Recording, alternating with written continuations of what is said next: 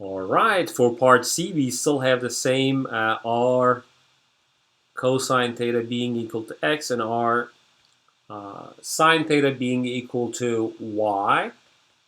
In fact, we also have x squared plus y squared equals r squared, and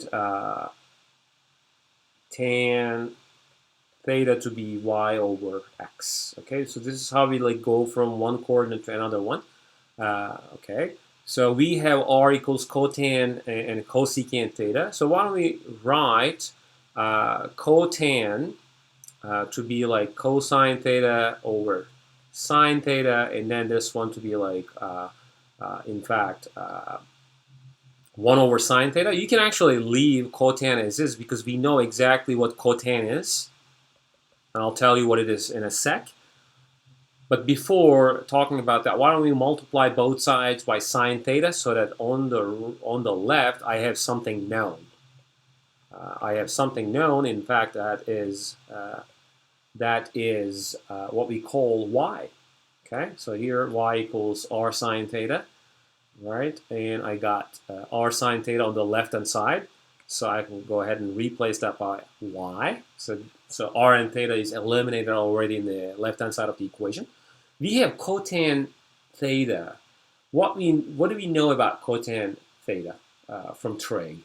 Cotan theta is the reciprocal of tan, so it's x over y. Okay, that's good because I'm going to replace that by x over y, and you're almost done. So if I multiply both sides of the equation by y, so I get the best form here, y squared equals x, and that's a parabola. Okay, that's a parabola. Remember from conic sections that we have y squared equals x, defining a parabola. And go ahead and graph it, and you should be able to get something like this. Okay, so it crosses the origin here. Okay, but this is something that you can think that you can graph in the rectangular form, but you can also use the polar form to graph the same thing. Please, in fact, try graphing this in polar form, which essentially means that you're going to get sample theta values, okay, in your table.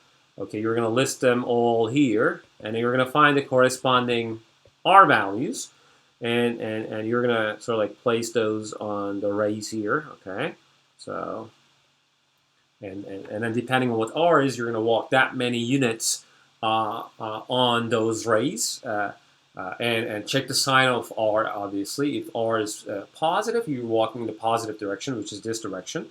If r is negative, you're going to walk in the other direction, whatever the other direction is for that ray. Okay, it could be like this, or it could be maybe like this. Okay, all right. So this is the end of the video. Thanks for watching. I'll see you in another video. Bye.